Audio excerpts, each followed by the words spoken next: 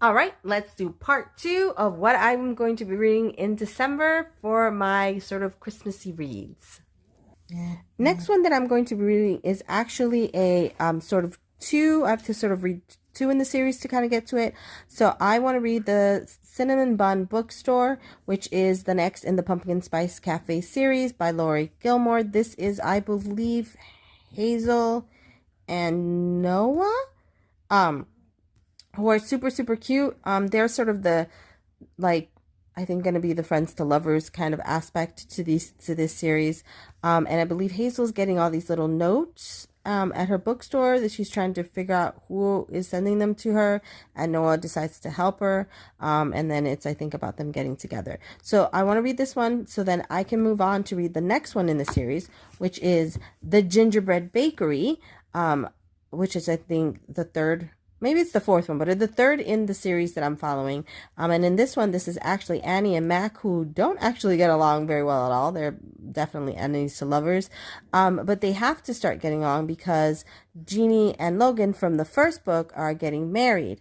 And so they have to kind of work together on that. I love this so much. Look at how Christmassy this is.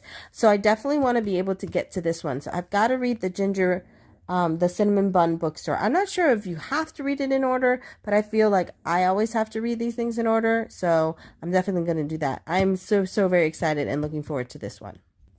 Next, I have The Spell Shop by Sarah Beth Durst. I know this looks very autumny, but to be fair, it is the end of December, and technically we are still in autumn, even if it doesn't feel like it. This is the story of Keely, who is a magical librarian in this magical library.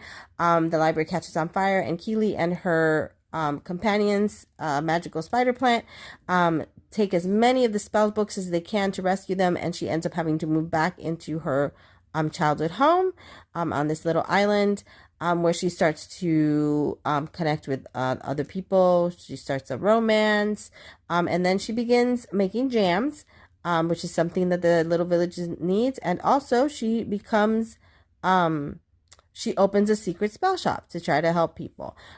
This is so adorable, and I hope that I can actually start on this one because it's just looks so cute.